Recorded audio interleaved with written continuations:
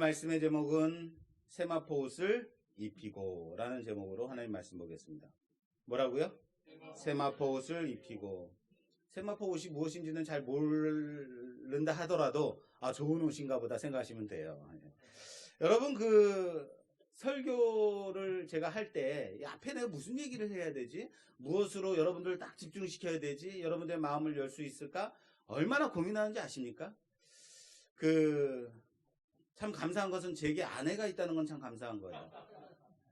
왠지 아십니까? 제가 이발을 했어요. 예, 목요일 날 이발했어요. 다시 보니 그러네? 그랬어요. 예. 여러분, 목요일 날 제가 이발을 했는데, 토요일 날 어제 청소하다가 집사람한테 하도 말을 안 하길래, 여보, 나 이발했어. 그랬더니, 집사람이 하는 말이 뭔지 아십니까? 정말? 언제? 목, 금, 토. 어쩜 이렇게 남편에게 관심이 없을까요? 예. 근데 반면에 제가 감사했습니다. 하나님, 이렇게 또 내가 설교를 시작하게 하시니 감사합니다. 아내는 제가 설교를 어떻게 시작해야 될지를 정말 고민해 주나 봐요. 내가 이번엔 또 어떤 실수를 해서 설교에 등장할까? 어디서 배우나? 여러분, 설교를 위해서 일주일을 제가 얼마나 고민하는지 여러분들은 얼마나 이해하실지 모르겠어요. 또한 설교에 들어가기 전에 이 앞에 무엇은 어떤 얘기를 해야 여러분들의 마음이 열릴까 고민 얼마나 많은지 몰라요. 그러다가 이제 한 가지 딱 맞아, 이런 얘기를 하면 우리들이 같이 마음을 열고 또한 설교랑도 연결이 되는구나 딱 떠오를 때는 얼마나 감사한지 몰라요. 그런데 그런 것들이 생각이 안 나고 그냥 말씀으로 바로 들어가야 될 때는 암담하고 그래요. 자, 그렇다면 제가 많은 고민을 하고 어떻게든 좀 예화를 준비하고 내 삶 가운데서 있었던 일들을 나누려고 막 찾을 때 많이 준비하면 더 좋은 설교가 나올까? 더 좋은 설교가 나올 것 같은데 꼭 그렇지도 않더라는 거예요. 언젠가는 제가 너무 감동을 받고 너무 좋은 예화들이 있고 그래서 이번 주에는 정말 우리 정말 눈에서 막 눈물이 터지겠구나. 정말 한건 하겠다. 이렇게 얘기하면 안 되나요? 우리 안에 정말 큰 은혜가 임하겠다. 정말 열심히 준비해서 딱 설교 자리에 섰는데 냉랭한 거예요. 아니, 하나님 이게 뭡니까? 내게 이렇게 주셨던 감동은 다 뭐고 이게 뭡니까? 원망하기도 했어요. 근데 어느 날은 정말로 바쁘게 살고 하나님 앞에 정말 근신하지도 못하고 기도하지도 못하고 정말 죄스러운 마음으로 앞에 섰는데 준비했던 것 이상으로 하나님의 은혜가 임할 때가 있다는 거예요. 무슨 말을 하는 거냐면요, 내가 준비하려고 아무리 애쓴다 할지라도 하나님이 여러분들의 마음을 열어주시지 않는다면, 하나님이 여러분들의 눈을 열어주시지 않는다면, 하나님이 여러분들의 귀를 열어주시지 않는다면 하나님의 은혜가 임하지 않는다는 거예요. 사람에게 있지 않더라. 그러면은 목사는 그냥 마음대로 하나님이 하실 거니까 엉망으로 해도 되겠네? 물론 그것은 아닙니다. 왜 이 얘기를 하냐면요, 제가 이번 주에 정말 처음에 무엇으로 시작해야 될까 고민 많이 했어요. 고민 많이 했는데 아무리 생각해도 이번 주 설교 세마포 옷을 입히고 이것과 연결할 수 있는 것이 없는 거예요. 고민하다가 여러분, 어제 제가 까무룩 잠이 들었어요.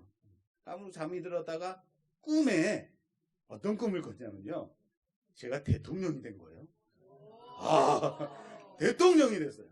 대통령이 돼서 이제 내가 대통령이 돼서 앞에 딱 서가지고 국민의원들 앞에 서가지고 여러분 그렇습니까? 알겠습니다. 내가 총리로 법률을 만들게 하겠습니다 라고 하는 순간 총리 하고 깼어요.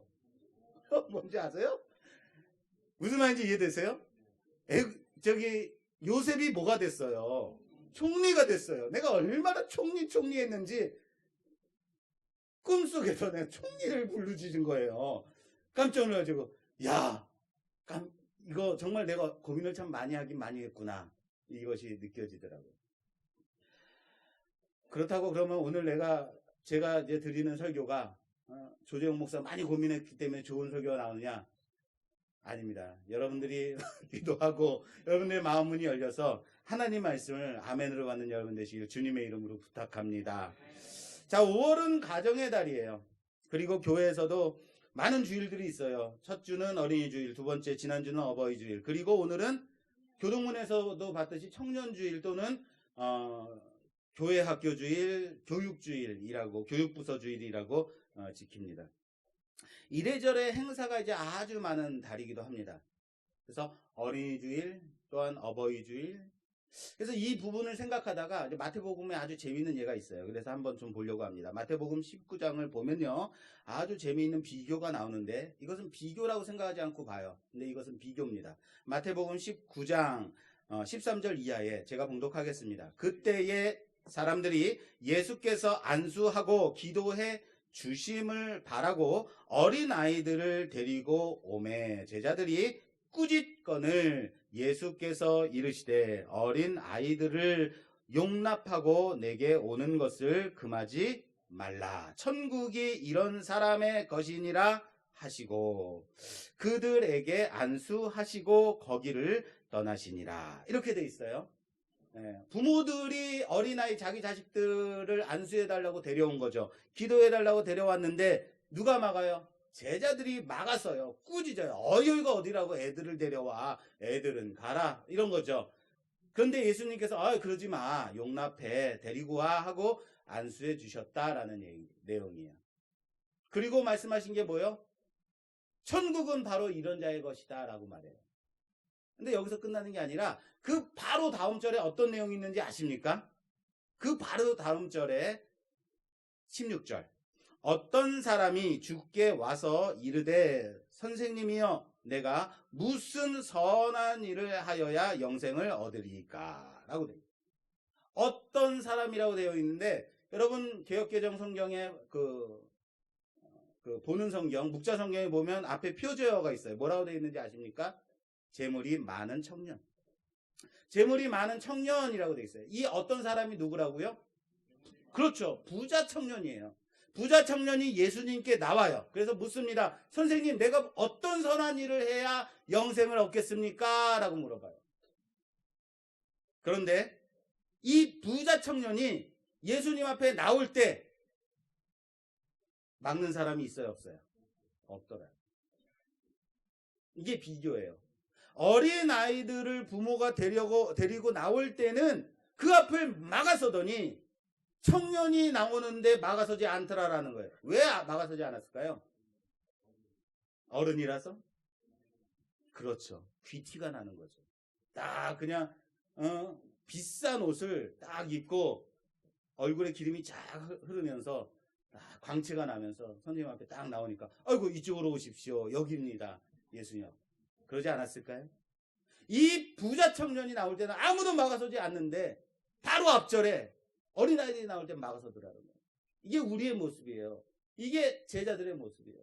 그런데 이 부자 청년의 결론이 무엇인지 아십니까? 예수님께서 말씀하세요. 네가 가진 재물을 다 팔아서 가난한 자들에게 나눠줘라 라고 해요. 그러면 영생을 얻을 것이다. 물론 그렇게까지 말씀하시지 않았지만 어떻게 하여야 어떤 선한 일을 하여야 내가 영생을 얻겠습니까? 라고 했더니 네 재물을 다 팔아서 가난한 자에게 나눠줘 라고 말씀하십니다. 그럴 때 그 청년이 어떻게 됐어요? 주님을 떠났어요. 네, 그러겠습니다. 아멘 한 게 아니라고요. 떠났어요. 어떤 비교가 보이세요? 아이들을 바라보면서 천국은 바로 이런 사람들의 것이다 라고 말씀하세요. 재물이 많고 예수님 앞에 나올 때 아무런 거리낌이 없이 나온 사람은 그 재물로 인해서 어떻게 되더라? 예수님을 떠나더라. 우리는 요셉을 영화의 상징으로 보고 있습니다. 영화. 우리가 신앙생활을 하면서 처음에 칭의의 가정, 예수님으로 인하여서 우리는 의롭다 칭함을 받는 사람들, 하나님의 선택받은 칭의의 사람들, 그 다음은 성화의 과정을 밟게 됩니다. 우리가 이 세상 가운데 살아가면서 예수님을 닮아가고 하나님의 뜻에 맞게 살아가려고 노력하는 그 성화의 모습을 갖추게 돼요. 그리고 그 다음이 하나님 나라에 들어가는 그때 우리의 모습은 몸과 영혼이 다 변하여 온전한 모습으로 하나님 나라에 들어가는 영화의 모습. 바로 이 영화의 모습을 보여주는 사람이 바로 누구라고요? 요셉이에요. 요셉의 인생 가운데 그의 옷을 통해서 주는 메시지가 있다라고 처음부터 말씀드렸어요. 어릴 때는 아버지 야곱의 사랑을 듬뿍 받아서 아버지 야곱이 채색 옷을 지어서 입혀주었어요. 그 옷은 형제들에 의해서 벗겨지게 됩니다. 애굽으로 종으로 내려갑니다. 그때 보디발의 아내에 의해서 종의 옷이 벗겨지게 됩니다. 또한 오늘 마지막 바로의 앞에 서서 바로에 의해서 세마포 옷이 입혀지게 됩니다.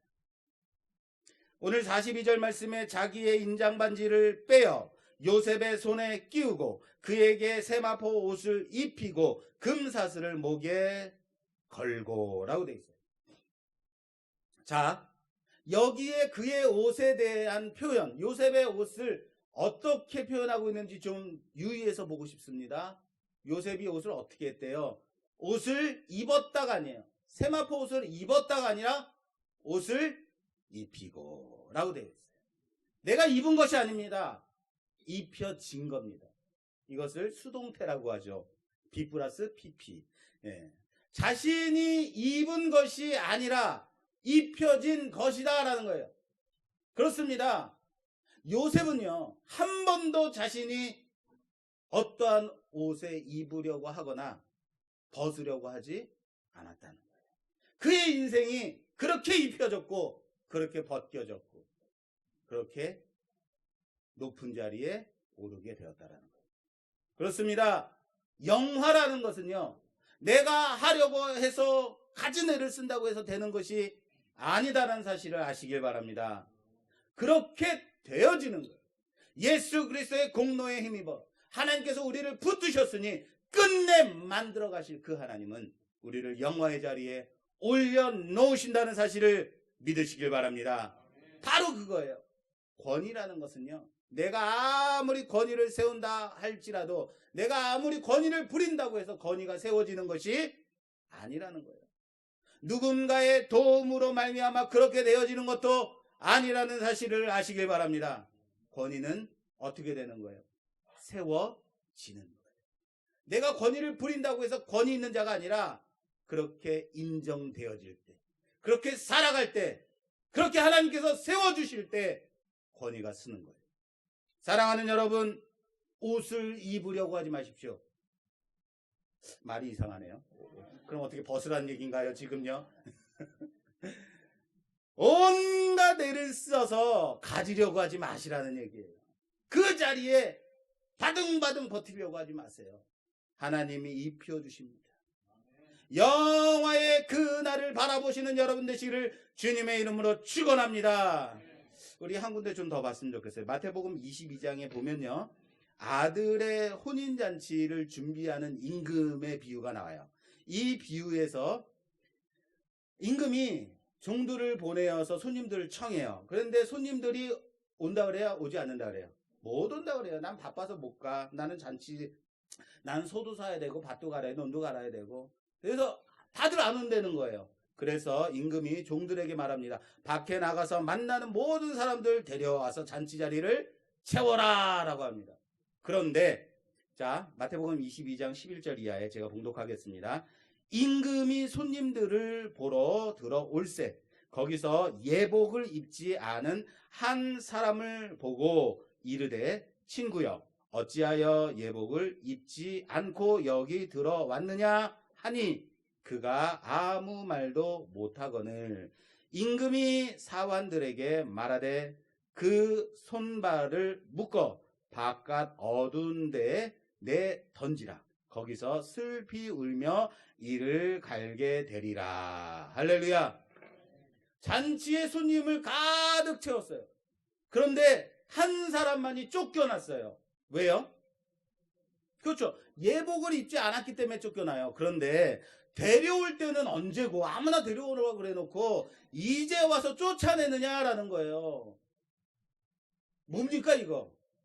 그런데 이 말씀 바로 앞절에 이런 말씀이 있어요. 종들이 길에 나가 악한 자나 선한 자나 만나는 대로 모두 데려오니 혼인잔치에 손님들이 가득한지라.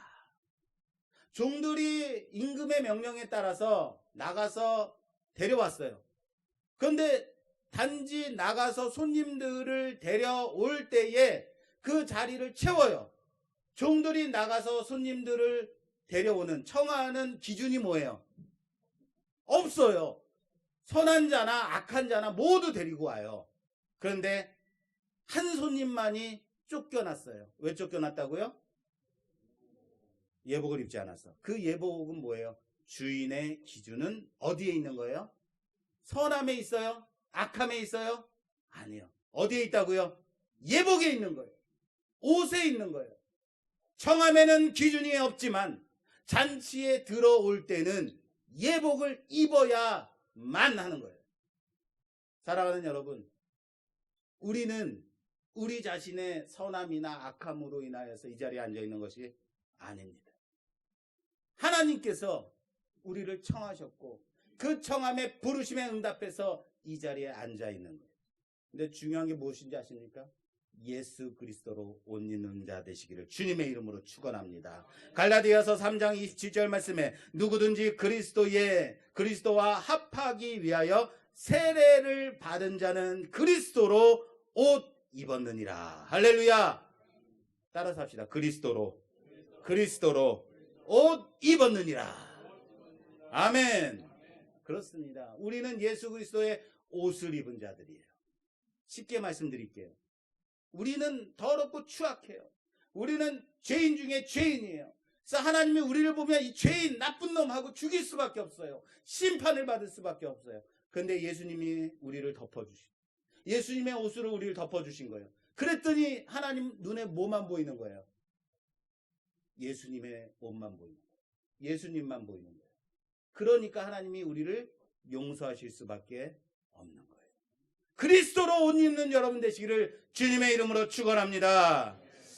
자, 세마포 옷은 입혀지는 겁니다. 예수 그리스도의 옷 입고 그렇게 영화의 자리로 나아가길 기대하는 여러분 되시길 바랍니다. 자, 오늘 본문의 마지막 절 좀 보고 싶어요. 마지막 부분을 보면, 자, 45절. 그가 요셉의 이름을 사브낫 바네아라 하고 또 온의 제사장 보디베라의 딸 아스낫을 그에게 주어 아내로 삼게 하니라. 요셉이 나가 애굽 땅을 순찰하니라.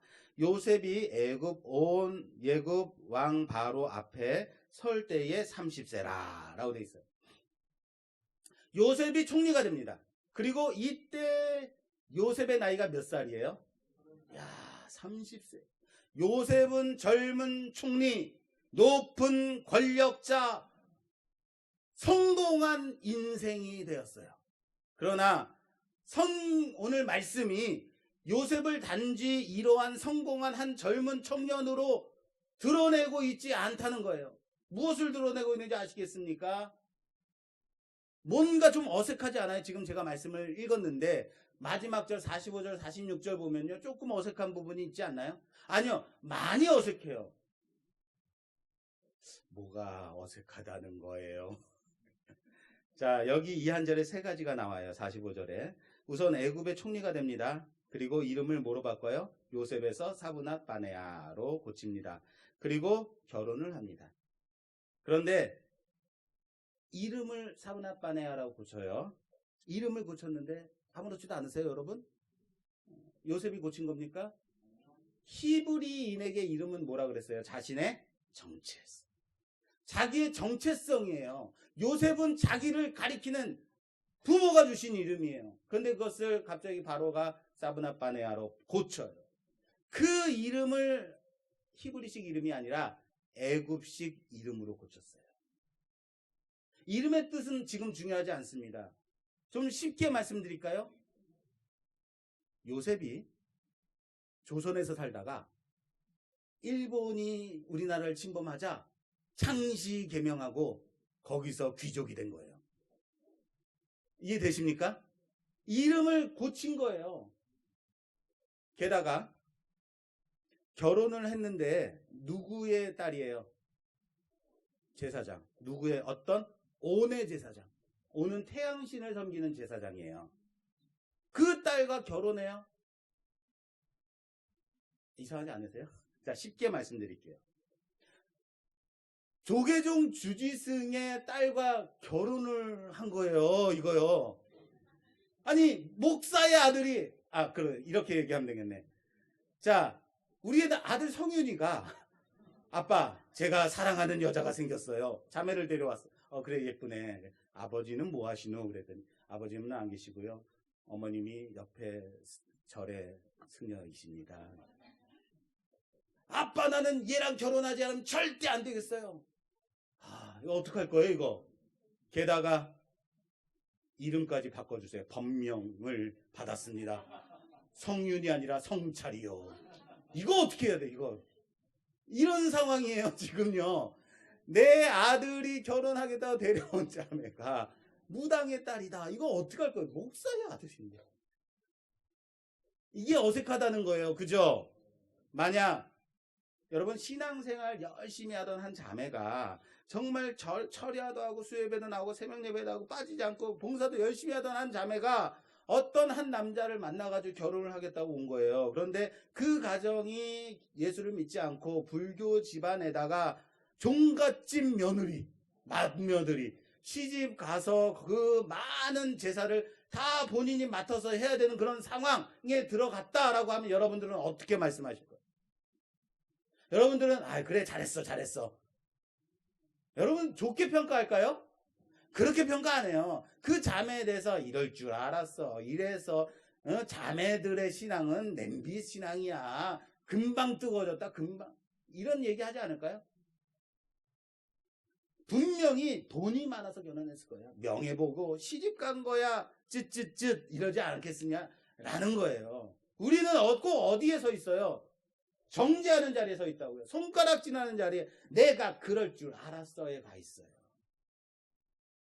오늘 이 요셉이 결혼 이름도 바꾸고 제사장의 딸과 다른 태양신의 제사장과 딸과 결혼을 해서 아들까지 낳아요.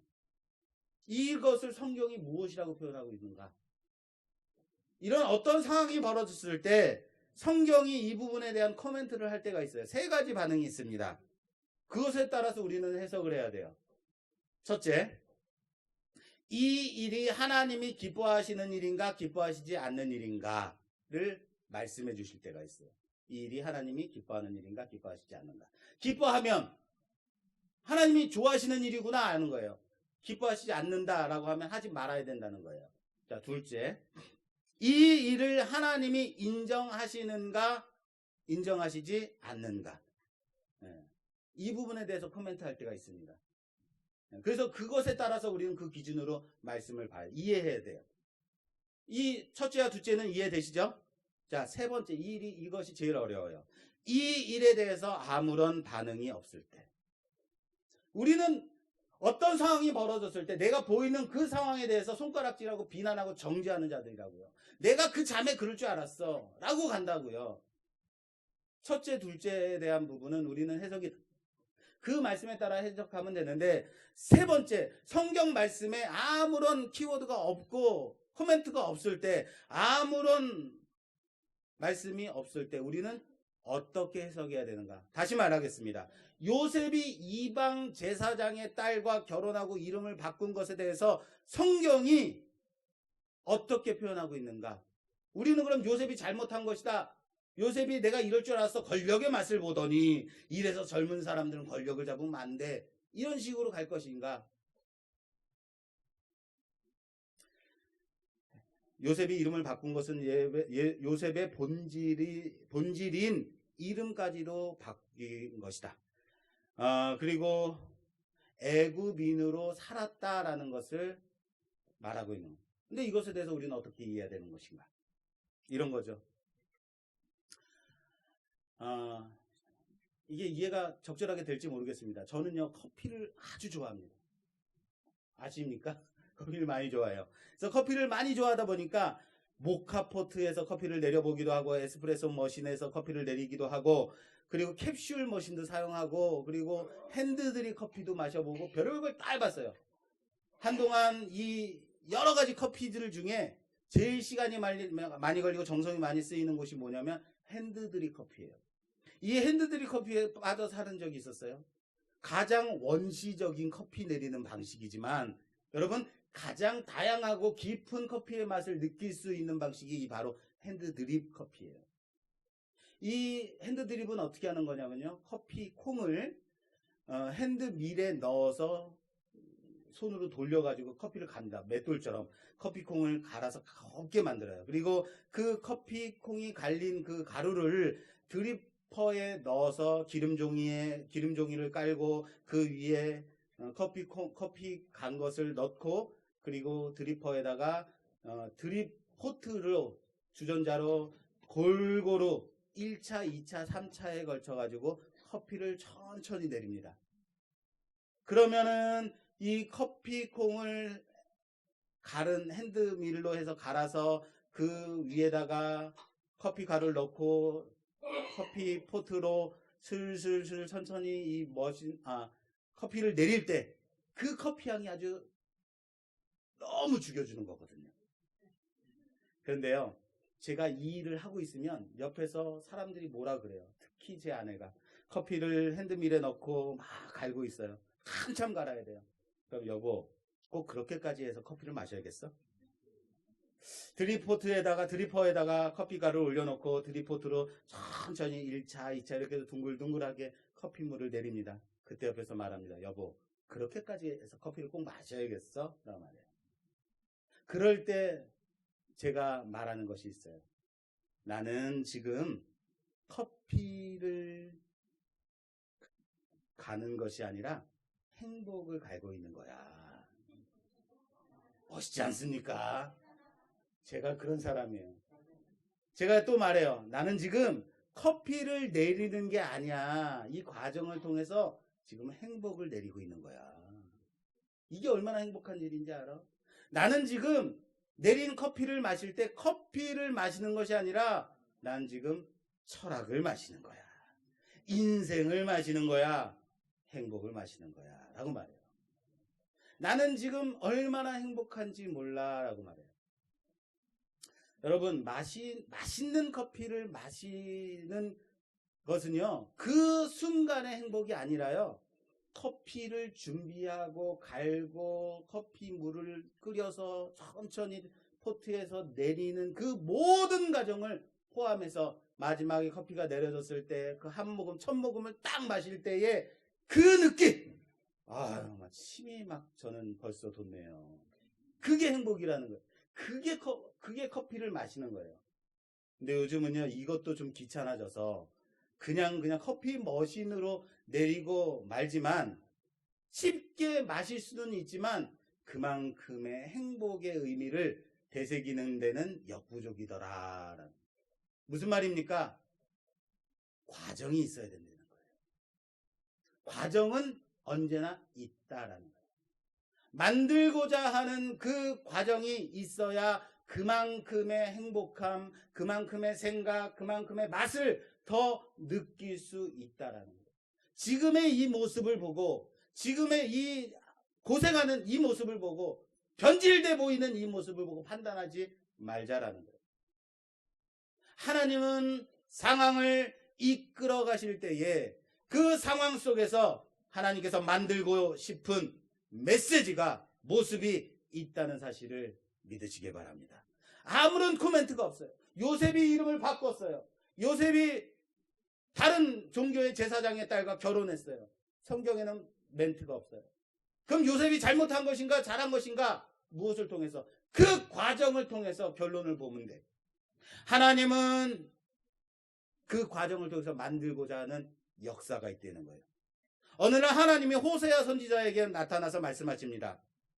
여호와께서 처음 호세아에게 말씀하실 때에 여호와께서 호세아에게 이르시되 너는 가서 음란한 여자를 맞이하여 음란한 자식들을 낳으라. 이 나라가 여호와를 떠나 크게 음란함이니라 라고 말씀합니다. 도저히 이해할 수 없는 얘기예요. 하나님께서 선지자에게 나타나셔서 뭐라고 했어요? 음란한 여인을 데려다가 아내로 삼고 음란한 자식들을 낳으래요. 하나님께서 목사에게 나타나셔서 가서 저기 말하기 좀 그러네요. 이해되십니까? 이해가 안 돼야죠. 어떻게 그럴 수 있어요? 호세아 선지자에게 나타나서 말씀하신 거예요. 주변에서 사람들이 뭐라 그랬을까요? 수군수군 됐을 겁니다. 어떻게 저런 여자를, 근본 없는 여자를 데려다가 아내로 삼아? 저런 창기와 같은 음란한 여자를, 내가 사방에서 음란한 짓 하고 다니는 걸 다 봤는데 저런 여자를 데리고 아내를 삼아? 선지자가 타락했구만, 미쳤구나 라고 생각할 거예요. 손가락질했을 겁니다. 정죄했을 겁니다. 그러나 하나님은 호세아의 이 음란한 결혼을 통해서 보여주고자 하는 메시지가 있었다는 거예요. 뭐예요? 이 나라 이스라엘이 하나님을 떠나 크게 음란하였다. 너의 인생을 통해서 이 메시지를 보여주고 싶다라는 거예요. 선지자는 그 삶을 통해서 하나님의 메시지를 보여주는 자입니다. 무슨 말인지 아시겠어요? 물론 이런 문제가 일어날 때, 이런 상황 속에서 어렵습니다. 이해하기 어렵습니다. 이해하고 싶지 않습니다. 그래서 손가락질해요. 정죄해요. 그러나 손가락질하고 정죄할 것만이 아니라는 거예요. 왜요? 하나님이 이 상황을 통해서 보여주고자 하는 메시지가 있기 때문입니다. 요셉으로 다시 돌아가겠습니다. 요셉은 이름을 바꾸었습니다. 이방 제사장의 딸과 결혼해서 아들을 낳게 됩니다. 그래서 이름을 짓습니다. 41장 51절입니다. 요셉이 그의 장남의 이름을 므낫세라 하였으니 하나님이 내게 내 모든 고난과 내 아버지의 온 집 일을 잊어버리게 하셨도다 하며, 차남의 이름을 에브라임이라 하였으니 하나님이 나를 내 수고한 땅에서 번성하게 하셨다 함이었더라. 할렐루야. 요셉이 아들의 이름을 짓습니다. 그 이름을 므낫세, 에브라임이라 짓습니다. 이 아들들의 이름 속에 요셉의 신앙의 고백이 있습니다. 비록 이름은 애굽식으로 바뀌었지만, 비록 이방 제사장의 딸과 결혼했지만, 아들들의 이름에 자기의 고백을 담는 거예요. 뭐라고요? 하나님이 내 고난과 아버지 집에서의 모든 일들을 잊어버리게 하셨다. 하나님이 나를 내 수고한 땅에서 번성하게 하셨다. 누가 하셨다는 거예요? 하나님이 있단 말이에요. 하나님을 붙잡고 있다는 거예요. 요셉의 고백입니다. 요셉이 애굽에 팔려갔을 때에 17살 정도였어요. 그리고 애굽에서 13년간 고생하면서 별의별 일을 당하면서 살았어요. 그리고 끝내 총리가 되었습니다. 아들들을 낳았어요. 어렸을 때 아버지의 집에서 사랑받고 살았을 때 여호와를 섬기며 하나님만을 섬기며 살았을 때, 그때 형들을 보면서 신앙인들이 왜 저렇게 살아? 왜 저렇게 나쁜 짓들을 하고 그래? 라고 정죄했을지 모릅니다. 그러나 그 어렸을 때부터 배워온 그 신앙이, 청년 때부터 가졌던 그 신앙이 30이 지난 지금에도 그의 인생에서 영향을 끼쳐주고 그 신앙대로 살아가고 있더라라는 거예요. 그 아들들의 이름을 통하여서 요셉이 변질된 것이 아니다. 요셉은 아직도 하나님을 붙들고 그 고백 속에 살아가는 자다라는 것을 보여주고 있다는 사실을 믿으시길 바랍니다. 오늘은 청년주일입니다. 청년들, 지금의 믿음을 지키며 살아가십시오. 하나님의 말씀 붙들고 살아가는 여러분 되시기를 주님의 이름으로 부탁합니다. 청년주일 교육부서 주간입니다. 아직 청년부는 약합니다. 그러나 헌신된 귀한 청년부장님과 청년부 교사로 인하여서 그렇게 그나마 이렇게 잘 이끌어오고 있습니다. 우리는 젊은 세대를 위해서, 그리고 앞으로 세워질 교육부서들을 위해서, 그리고 더 나아가 우리의 자녀들을 위해서 어떻게 기도해야 될까요?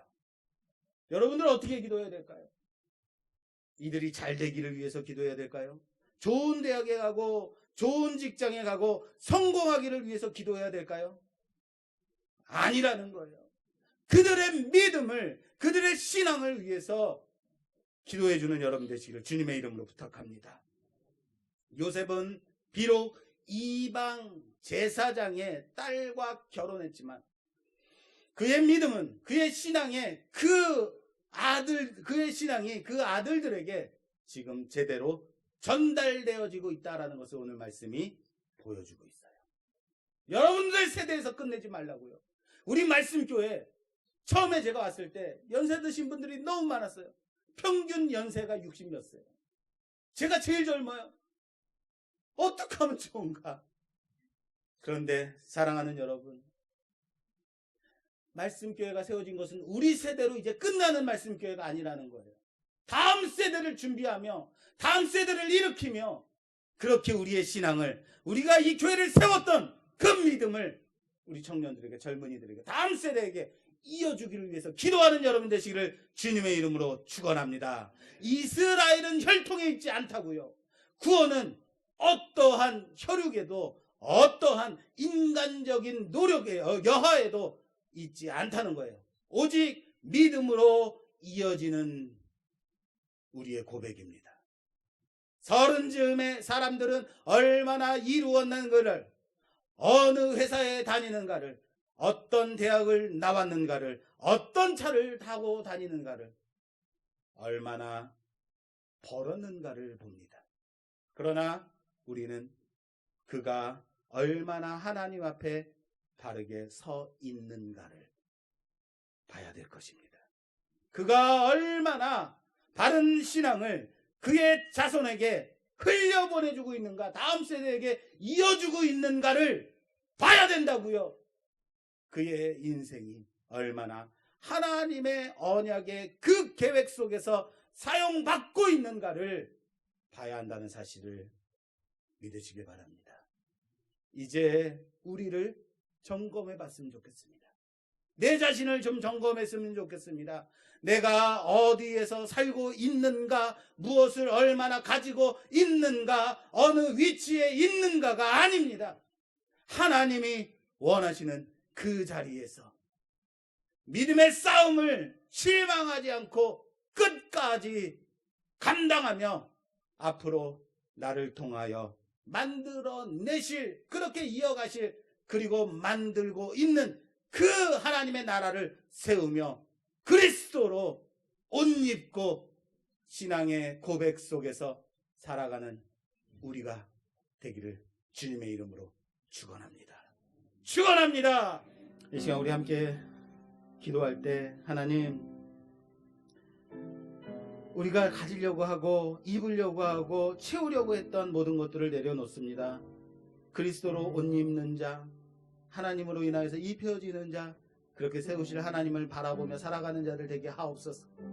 아둥바둥 어떻게든 그렇게 살아보겠다고 그렇게 애를 썼지만 나의 자리, 나의 위치, 내가 가진 것이 얼마나 되는가 다시 한번 점검합니다. 하나님 나라는 내가 가진 것에 있는 것이 아니라 온전히 하나님이 우리를 그렇게 세우시고 붙드시고 우리의 고백 가운데 있음을 믿고, 하나님 그렇게 우리를 세우실 그 하나님, 그렇게 하나님께서 우리를 하나님 나라를 위해서 사용하실 그 하나님, 그 믿음의 싸움을 감당하며 살아가는, 그렇게 믿음의 고백을 우리 다음 세대에게 이어주는, 우리의 자녀들에게 이어주는 우리의 신앙을 그들에게 전달해 줄 수 있는 그런 믿음의 자들 되게 하여 주시옵소서. 우리 주여 한번 외치기로 하겠습니다. 주여.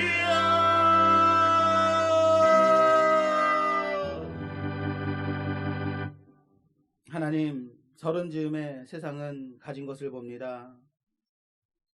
타는 차를 봅니다. 어느 회사를 다니는가를 봅니다. 얼마나 큰 집에 살고 있는가를 봅니다. 그러나 믿음의 그리스도인들은 내가 얼마나 신앙 가운데 바르게 서 있는가, 하나님 앞에 서 있는가, 믿음 가운데 서 있는가, 그 고백 가운데 있는가를 점검할 수 있는 자들 되게 하옵소서. 내가 너무 가지려고 하거나 너무 입으려고 하거나 너무 그 위치에 있으려고 하거나 그러지 아니하도록 도와주시옵소서. 내 욕심으로 구하는 것이 아니라 내가 배워온 그 신앙, 내가 보고 들은 그 믿음 가운데서 그렇게 하나님께서 우리를 만들어 가실 그 영화의 나라를 바라보며 살아가는 귀한 자들 되게 하여 주시옵소서. 예수님 이름으로 기도드립니다. 아멘.